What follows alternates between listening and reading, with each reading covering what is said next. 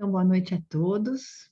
Vamos iniciando nosso encontro com o Evangelho de hoje, dia 25 de janeiro de 2002, e convidamos a todos para nos unirmos em oração, buscando através do nosso pensamento a companhia dos benfeitores amigos, a companhia de todos os colaboradores espirituais do nosso querido Centro Espírita União e Fraternidade, nos unindo aos nossos mentores individuais, aos nossos amigos espirituais, e todos juntos, nós em oração, queremos chegar até Jesus, o nosso mestre maior, o nosso guia, modelo, pedindo a Jesus que possa estar conosco nesta noite, clareando os nossos pensamentos, dulcificando os nossos sentimentos, para que possamos, Jesus querido, compreender a mensagem do teu Evangelho. Que tenhamos sempre a força, a fé, a coragem de perseverarmos na nossa vida, de a cada dia superarmos os desafios, sempre com muita fé, na certeza, Jesus, do seu amparo. Sê conosco, Jesus, nesse instante, nos unindo a Deus, o nosso Pai, que através da oração que o Senhor nos ensinou, Jesus, nós possamos chegar em pensamento a Deus, agradecendo ao Pai pela nossa vida, rogando a Ele que possa nos amparar através de Senhor Jesus e dos teus emissários.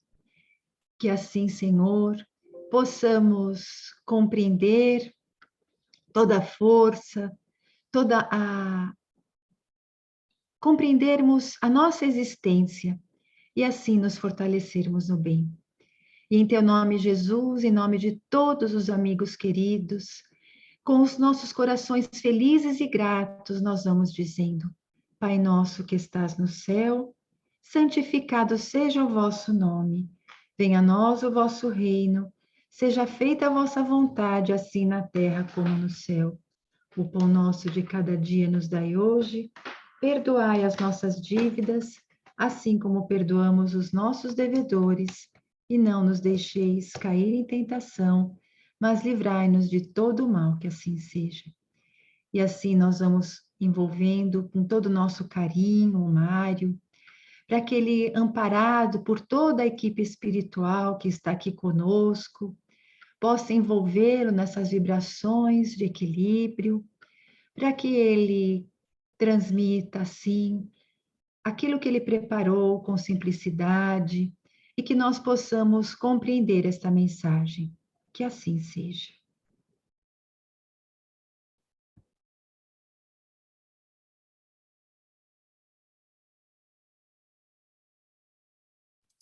Boa noite a todos, que possamos ficar nessa harmonia que a Mônica nos trouxe, né, em Jesus, com a paz e o amor do Mestre. Alguns espíritos de hierarquia elevada, como Bezerra de Menezes, Manuel Filomeno de Miranda, Joana de Ângeles, através da mediunidade do Divaldo Pereira Franco, vem alertando a nós, através de alguns livros, dos anos 2000 para cá, praticamente, sobre os caminhos que a humanidade tem seguido e os efeitos que isso tem trazido. Então, Divaldo aborda muito, ou esses espíritos abordam muito, através da mediunidade do Divaldo, sobre o vazio existencial. Muitas pessoas ouvem, já leram alguma coisa a respeito, mas o que de fato significa vazio existencial? Primeiro, a doutrina espírita, que é filosofia, ciência e religião, na parte da filosofia, ela se concentra na existência do ser. Então, E ela explica quem somos, de onde viemos e para onde vamos. Ela mostra, por esse raciocínio, que a morte só existe no corpo físico, porque o espírito, a alma, não morre jamais. Chamamos de alma quando o espírito está encarnado. Chamamos de espírito quando há o desencarne dessa alma, a mudança de plano, né? Material para espiritual. Então, o que significa vazio existencial? Nesta noite, tentaremos aqui explicar de forma bastante simples e num raciocínio que vai sendo desenvolvido, para que todos possamos não só compreender o que é esse vazio existencial, mas, principalmente, tomar cuidados para não cair nessa situação e também para ajudar que outras pessoas não caiam nessas malhas do vazio na existência. Então, hoje em dia, em geral, nós encontramos em qualquer parte do planeta isso. Pessoas insatisfeitas. Insatisfeita com o quê? Às vezes com a família, às vezes com o trabalho, às vezes com a escola, às vezes com a cidade onde mora, com o país onde mora, com os diferentes regimes políticos. Então, essa insatisfação varia de pessoa para pessoa, de lugar para lugar, de situação para situação. Nós vemos também muitas pessoas irritadas. Irritadas por quê? A maioria não sabe por quê da sua irritação. E ainda ouvimos, né? Nossa, estou tão irritado. E aí houve a pergunta, por que você está irritado? Não sei. Outras que vivem numa ansiedade sem tamanho. A ansiedade parece que dominou a massa de pessoas no planeta. Muito difícil encontrar alguém que não esteja ansioso por alguma coisa. Por uma data, pelo reencontro com alguém, pela aproximação com alguém, por um novo trabalho, por uma oportunidade de trabalhar, por uma comida. Então, muita ansiedade. Outra situação que nós vemos, muito comum, é impaciência. Impaciência, antigamente encontrávamos um pouco de impaciência no trânsito. Um ou outro impaciente. Parece que virou regra geral. Todo mundo tem pressa de chegar em algum lugar, como se fosse possível ganhar meia hora no trânsito em São Paulo. Se descabelar, correr, andar feito alucinado, vai economizar 2 minutos. Então, fruto da impaciência, fruto de administrar a si mesmo. E sabem o que é pior? A imensa maioria das pessoas não percebe que está insatisfeita, que anda irritada, que vive numa ansiedade profunda e que é impaciente. O pior é quando a pessoa não se dá conta disso. E por não se dar conta disso,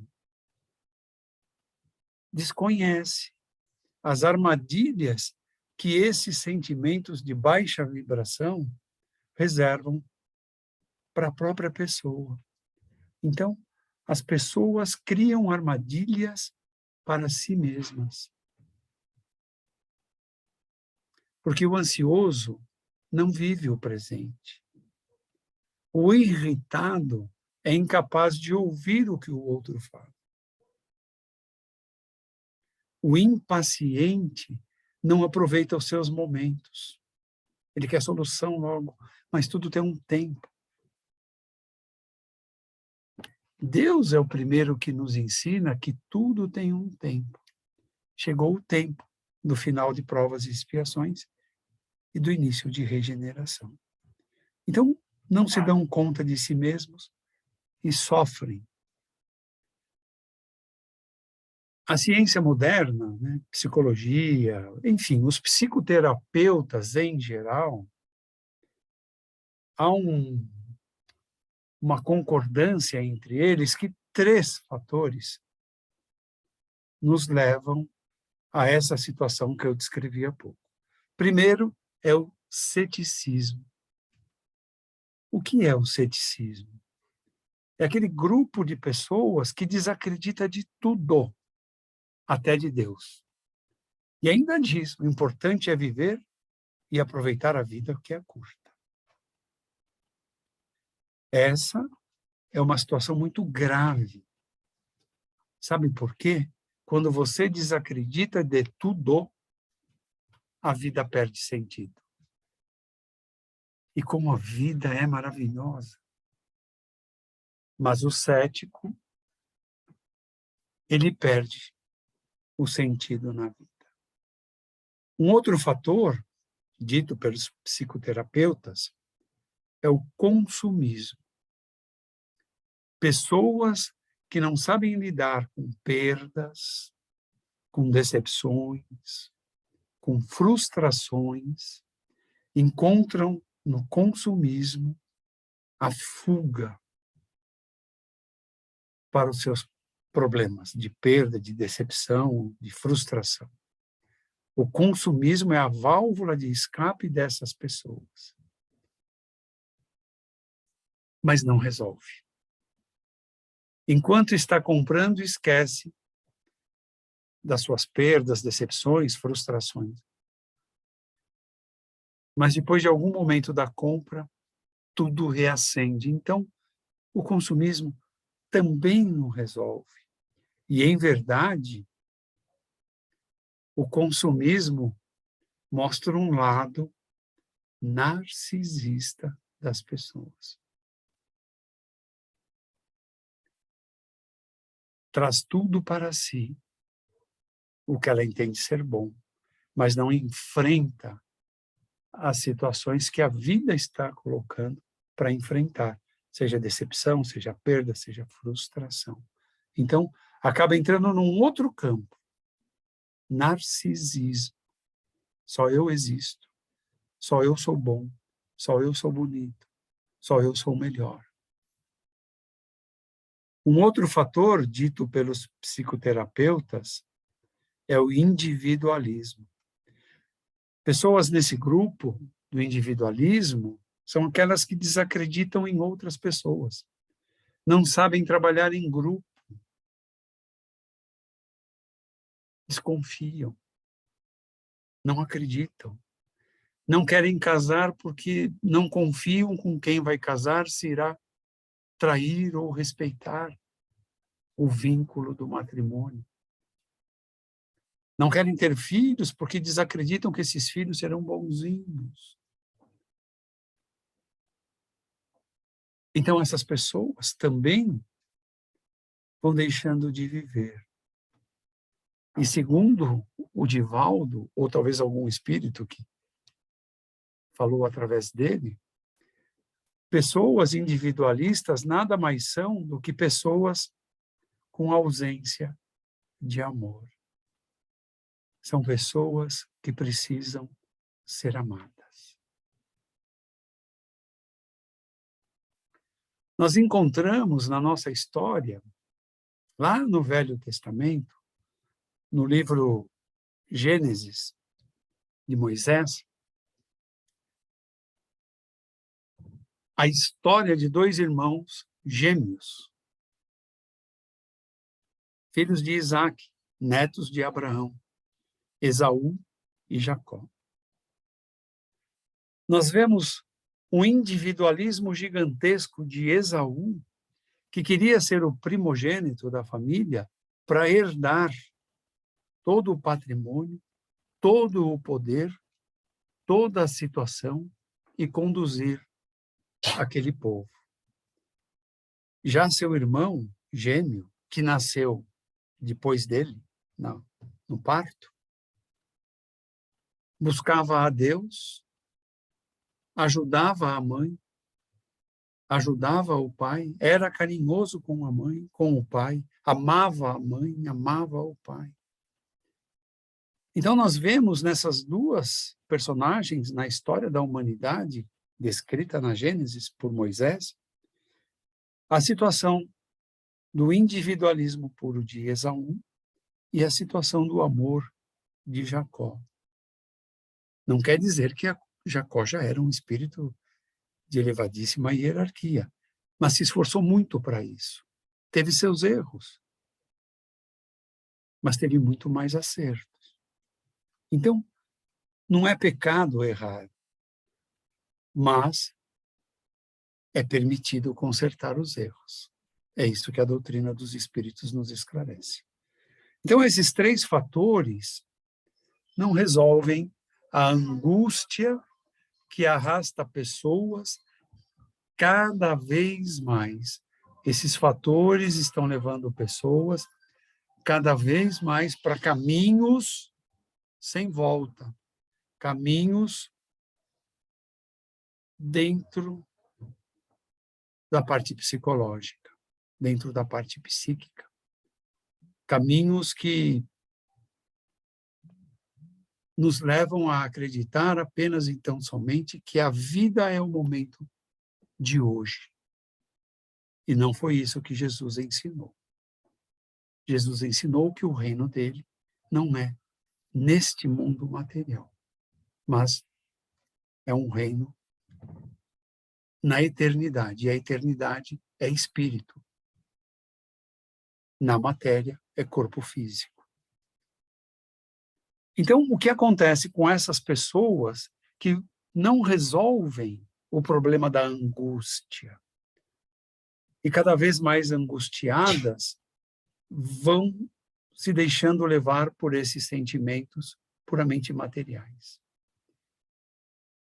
O passo seguinte para algumas pessoas é cair no campo do sexualismo, entendendo que aí está a solução para os seus problemas.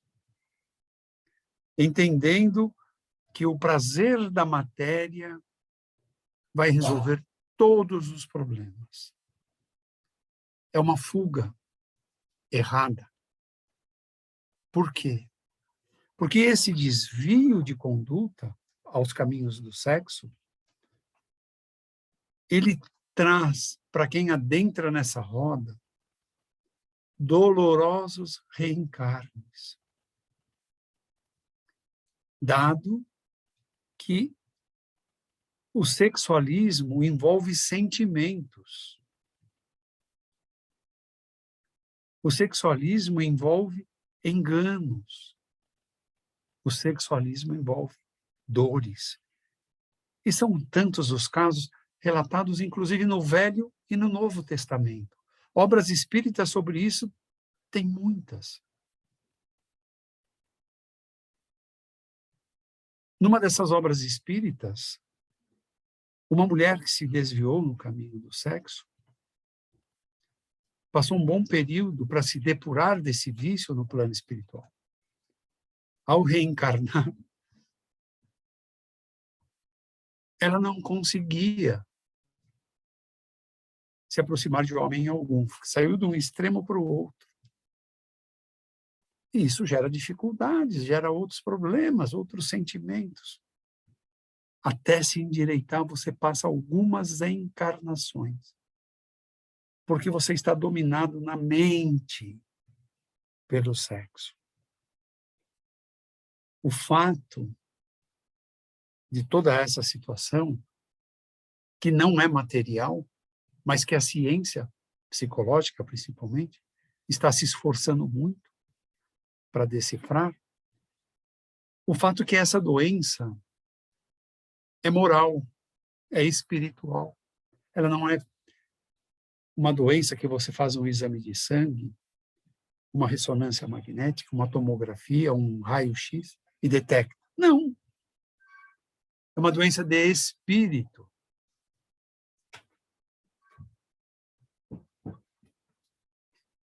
Por isso, bendita é a revelação dos espíritas. Dos espíritos, em 1857, com o Livro dos Espíritos, que nos esclarece. E ao mergulhar nesses problemas, puramente moral, puramente espiritual, puramente psicológico, nós compreendemos aí a grande prova de que o homem perdeu o contato com Deus. O homem abandonou Deus. Vou exemplificar. Abraão, desde o primeiro momento que ouviu o chamado de Deus, teve uma vida totalmente voltada a Deus. Falava com Deus, orava, elevava o seu pensamento, buscava a Deus. E tinha uma missão. Nunca duvidou que seria pai, com Sara. Sara falhou algumas vezes, até obrigou ele a ter um filho com a serva, Agar. E teve, que hoje é o anjo no Brasil, Ismael. Ele, na sua fé, na sua crença, não entendia por que Sara tanto pressionava. Ele sabia que teria um filho junto com Sara. E tiveram, em idade bastante avançada. Isaac, seu filho, seguiu os passos do pai. Não tão profundamente quanto Abraão, mas seguiu. E teve Jacó e Esaú. Esaú se desprendeu para o lado da matéria, por esses fatores todos que eu relatei há pouco. Esaú queria o poder, queria a riqueza, tinha várias esposas. E Jacó buscava seguir a orientação de Deus. Não tanto quanto Isaac, muito menos ainda em relação a Abraão. Por isso, Jacó sofreu maiores consequências. Então, hoje o que nós vemos é pessoas mais para o lado do Esaú do que para o lado do Jacó. E muito mais distantes de Isaac e de Abraão. Então, tão grave quanto perder-se de Deus, né? Deixar de ouvir Deus, que está presente em todos nós, porque Ele nos criou, e nós podemos nos ligar a Ele quando quisermos, e o próprio Jesus nos ensinou isso. Mais grave do que perder-se de Deus, distanciar-se de Deus, é o que vemos nos dias de hoje. O homem perdeu-se de si mesmo.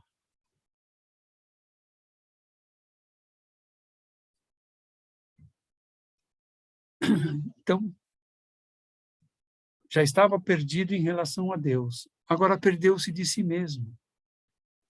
E estar perdido de Deus e estar perdido de si mesmo, é aí que está o vazio existencial. Filosoficamente, o que é o vazio existencial? É a vida sem sentido. Quantas pessoas no mundo hoje vivem sem sentido? Quantas pessoas no mundo hoje se desviaram por caminhos dos ditos prazeres, como Emmanuel chama, vicissitudes da vida, e que não levam a nada.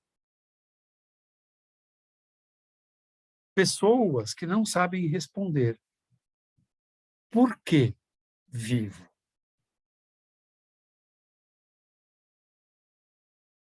Que será de mim após a morte, porque essa é a única certeza de todos nós.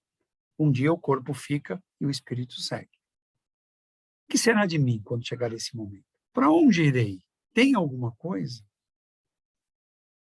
Como eu me vejo amanhã, daqui a um ano, daqui 30 anos?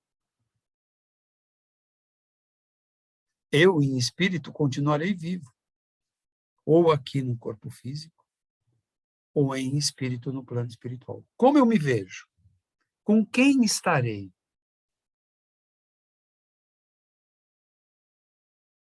Com bons espíritos? O que eu faço para estar com bons espíritos? O que eu faço de bom para mim? O que eu faço de bom para os meus pais? Para os meus filhos? Para os meus irmãos? Para os meus amigos? O que eu faço de bom para Deus? Se eu não tenho essas respostas, eu já entrei num problema existencial. Estou sem sentido, sem rumo, sem caminho. Então, a busca dos prazeres da vida na matéria é uma forma, um ângulo de mostrar quem somos. Quer saber quem você é? O que você faz na vida? O que você faz de bom para você? No seu lar, entre amigos.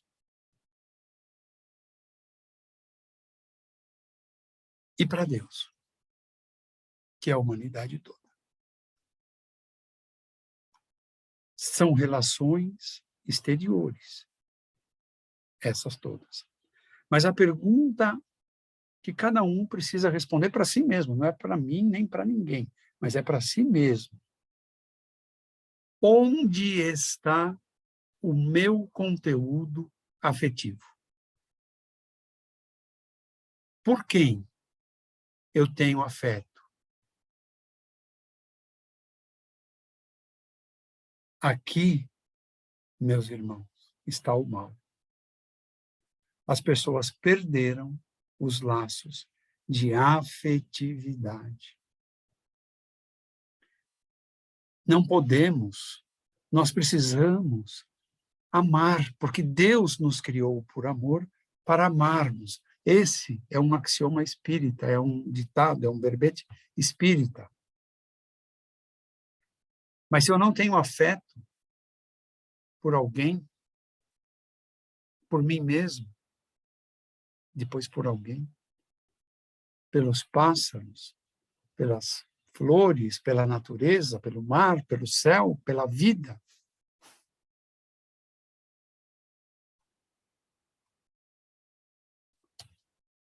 sem afetividade, o caminho é um só: chegar à solidão. Nada agrada, nenhuma pessoa é interessante, ninguém tem uma conversa do jeito que eu gosto. É chegar à solidão. E Jesus dá uma grande lição para nós, quando ele traz a parábola do filho pródigo. Não tenho tempo de entrar nela por inteiro, mas rapidamente, o filho pródigo, um senhor tinha lá os seus bens, as terras, e plantava, e tinha 2 filhos. Um pediu sua parte na herança, e o outro continuou com o pai trabalhando. E caiu no mundo. Viveu as melhores festas, conviveu com as pessoas mais atraentes, interessantes da sua época, e o dinheiro foi acabando, e os amigos foram se afastando, se afastando, se afastando, até mendigar na rua. Venceu o orgulho de si mesmo e voltou à casa do pai. E o pai fez uma festa porque o seu filho havia retornado. O outro irmão não achava justo, porque ele trabalhava direto.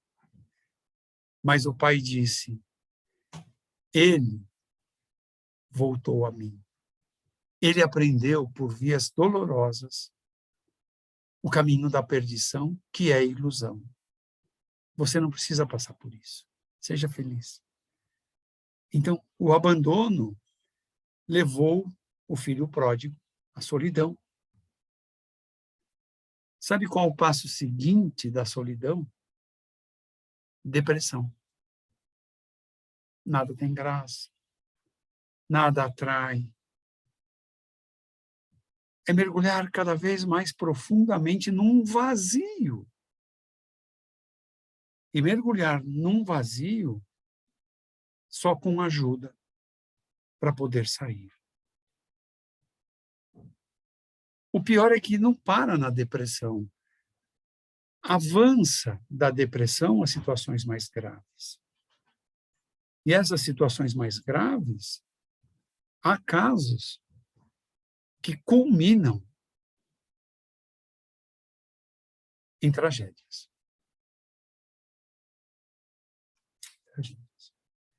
Há um filósofo de eras não tão distante quanto os filósofos gregos, chamado Francis Bacon, que dizia: o materialismo, que também é uma filosofia, hein? Existe a filosofia materialista. O materialismo é uma filosofia superficial. Nós precisamos de filosofias profundas.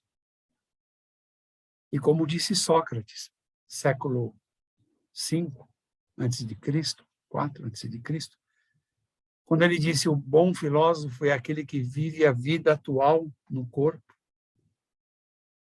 plantando para a vida futura sem o corpo. Sócrates já falava de espiritismo. Quando Francis Bacon traz essa mensagem, era um preparo já nos planos de Jesus para chacoalhar a humanidade. Porque depois surge Kardec e revela para o mundo o Livro dos Espíritos em 1857. E aqui nós temos que agradecer muito a Jesus, porque ele cumpriu a promessa de enviar um Consolador. Esse Consolador é a doutrina espírita, foi a revelação do Livro dos Espíritos. Porque, ao cumprir essa promessa, e Jesus disse: enviarei um Consolador que resgatará os meus ensinos e esclarecerá o que hoje não podem compreender, porque não tinha moral suficiente para aprender. Então, através dessa doutrina nova de 1857, nós vemos que os laços de ciência com filosofia e com religião se juntam. Então, tudo o que precisarmos está nesse livro de 1010, 1000 e poucas perguntas e respostas. Tudo o que precisarmos no campo da ciência, da filosofia e da religião está ali. Porque viver uma vida vazia não precisa se tornar espírita. Ter um livro dos espíritos não vai levar ninguém para o inferno, até porque inferno não existe. Não existe diabo. Isso é invenção. Fica para outro dia. Mas ali está o consolo, mostra o caminho, quem somos, de onde viemos, para onde iremos, mostra claramente. Deus criou a todos nós. Cada um de nós vai desenvolvendo os atributos que Deus nos deu.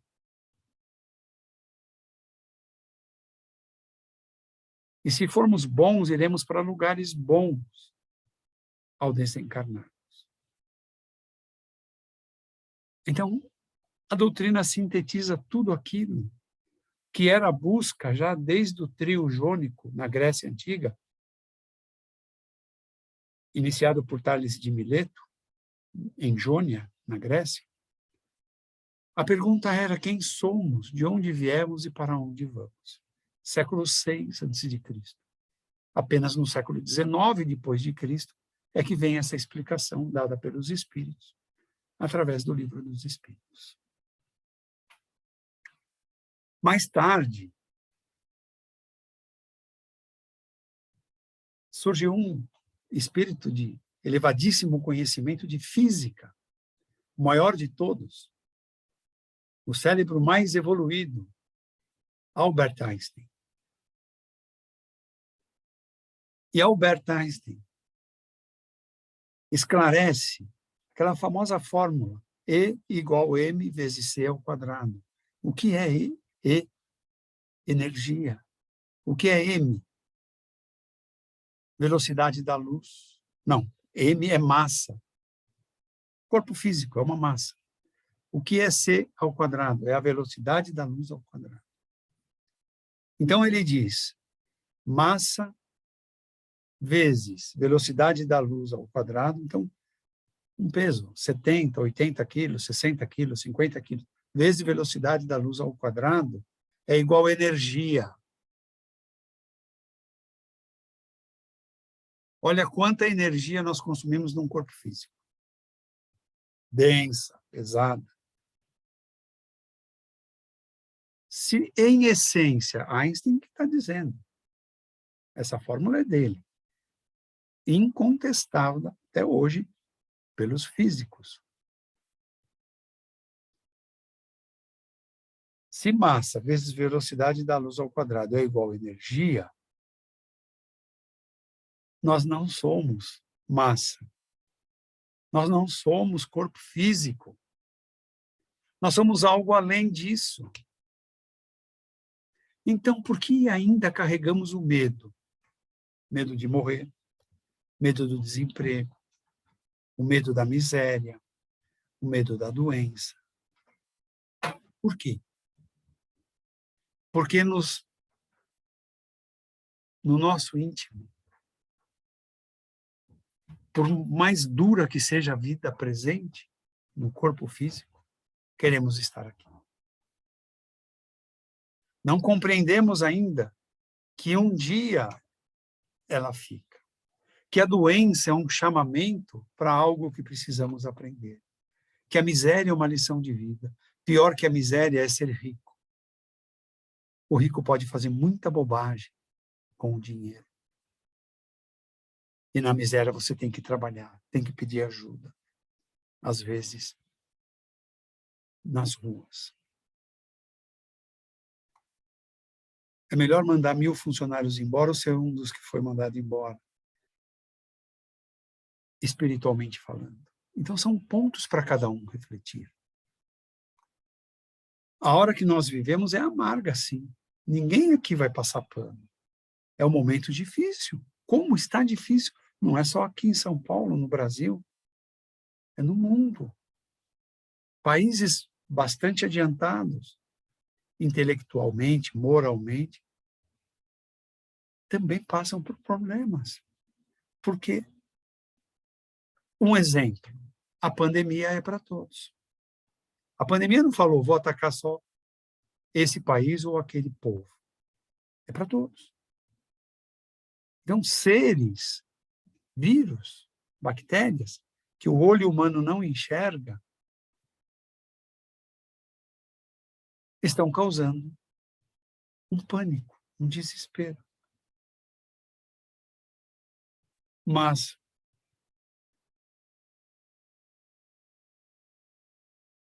por que eu tenho esse medo? Eu tenho que tomar meus cuidados, lógico. Senão, o que eu vou explicar quando eu desencarnar? Que eu fui um suicida, não tomei cuidado, me atirei? Não, tenho que tomar cuidado. Mas daí deixar de viver, ter medo, alimentar pensamentos ruins, deprimir-se, vai uma distância muito grande. Para dar uma ideia, certa vez ouvi o Divaldo falar da primeira, a morte pelo vírus aí do corona, que é trágico, que bombardeiam muito a mente das pessoas de forma negativa, é absurdamente inferior aos 130 milhões de pessoas que morreram desde a Primeira Guerra Mundial até hoje nas variadas guerras. 130 milhões de pessoas morreram em guerras de 1914, 1912, não lembro quando começou a guerra, para cá. A violência urbana existe? Não é só no Brasil, não. Países de primeiro mundo também tem a violência urbana. Agora, mais grave que a guerra é a depressão. Podemos, não sou nem um louco de falar besteira, mas podemos dizer que a depressão assemelha-se a uma pandemia, porque ela está no mundo todo, matando pessoas diariamente.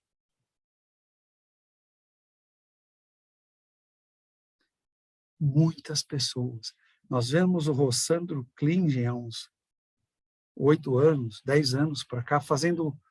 Ele é psicólogo, um espírita, um orador espírita e psicólogo. Andando pelos cantos que o chamam para falar exatamente sobre depressão. É um espírito missionário, alertando para não cair em depressão. E como ele é um cientista da psicologia, um profundo estudioso, com os conhecimentos espíritas, o que lhe dá uma vantagem na compreensão, ele tem procurado mostrar às famílias o que é harmonia, o que é viver, o que é o papel do pai, o que é o papel da mãe, o que é o papel do filho, da filha, do avô, da avó. A depressão assola o mundo todo. Agora, não vamos nos abater, mas tenhamos ânimo, vontade, para enfrentar as adversidades que surgirem diante de nós. Cada um no seu caminho, pois a certeza que eu tenho e que todos deveriam ter. A vitória de Jesus é fato. Ela está acontecendo. A Terra assumirá o grau de um mundo melhor do que o de hoje, que é provas e expiações. Está nessa transição. E ali é outro passo para um mundo mais feliz, um mundo ditoso, também governado por Jesus. Ali será o reino de Jesus que nos aguarda. Então, não nos abatamos. Vamos nos fortalecer. Quando nos sentirmos frágeis, cansados, vamos recorrer à prece, a uma leitura do Evangelho. Vamos buscar o céu para ficarmos fortes e não cairmos. Disse Paulo: tudo posso, mas nem tudo me convém. Tudo eu posso fazer aqui, neste mundo de matéria. Mas tem coisas que, se eu fizer, vão me trazer problemas. E a mensagem final é buscar mais vezes a prece, mais vezes o Evangelho, para ficarmos fortes diante dos problemas que porventura venham a surgir. E assim, enfrentarmos a situação sem mergulhar em tristeza ou outros desses sentimentos. Não caiamos no vazio existencial. A saída é muito difícil. Muita paz a todos e que Jesus esteja sempre em nossos corações.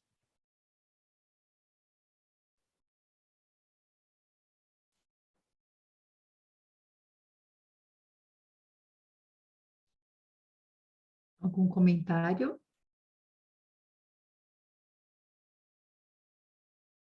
Vamos ficar com essa reflexão dessa semana.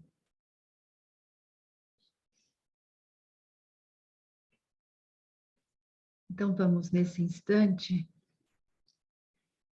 nos unindo a Deus, a Jesus, nesse momento de nossas vibrações, onde unidos podemos fazer a diferença nesse mundo,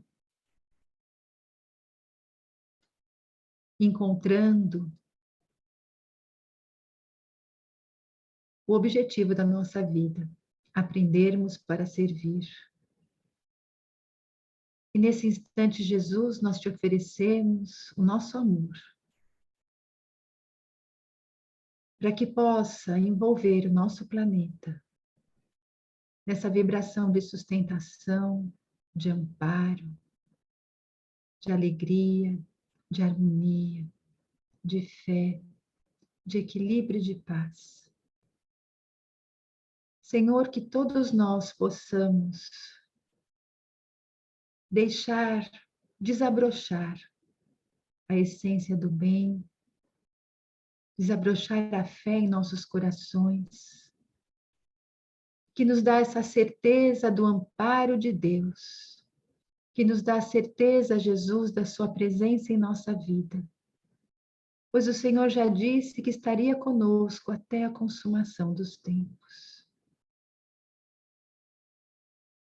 Que tenhamos essa certeza absoluta da presença de Jesus. Que a humanidade desperte o seu coração para essa verdade. E assim todos possamos nos amar mais, nos ajudar. Que o respeito possa estar presente em todas as nações. Que as nações possam se unir, se ajudar, numa grande fraternidade e solidariedade. Vibrando para que a ética, para que a moral possa se desenvolver em todos os corações. Para que os lares possam receber as nossas vibrações de entendimento, de união, de fraternidade. Vamos vibrando saúde a todos os doentes, para que eles encontrem o lenitivo para suas dores. Vibrando também força, para que eles possam passar por essa experiência tão dolorosa, mas tão significativa. Vibrando esperança a todas essas pessoas, bom ânimo, fé. Vibrando para que todos os profissionais da saúde se transformem em sacerdotes a serviço de Deus. Que as suas mãos, o seu estudo, o seu trabalho sejam realmente voltados para o bem da humanidade. Que os trabalhadores do bem se fortaleçam cada vez mais para levar ajuda a todos os necessitados. Que todas as pessoas equivocadas, que ainda se comprazem no mal, que ainda se lutem no caminho das viciações diversas, possam despertar para a verdade das leis divinas. Vibremos, Senhor, pelos doentes da alma, por todos aqueles que nesse vazio existencial estão caminhando por caminhos tortuosos e dolorosos. Que todos possam, Senhor, ouvir aqueles que querem orientá-los. Jesus querido, que a nossa vibração possa ser levada aos presídios, para que esses corações equivocados possam refletir no seu confinamento e desejarem a transformação. Que todos os dirigentes de nações tenham a responsabilidade de conduzir com serenidade e sabedoria os seus países.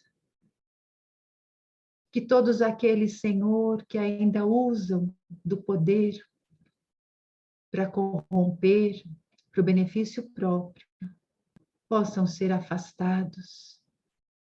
E que a humanidade possa ter o discernimento necessário para escolher os seus representantes. Senhor, te pedimos pelos nossos lares, familiares, por todos aqueles que convivem conosco, que tenhamos sempre a força e a coragem de perseverar. E assim, Jesus querido, na certeza de que cada um de nós está recebendo essa chuva de pétalas coloridas, que estão nos abastecendo espiritual e fisicamente.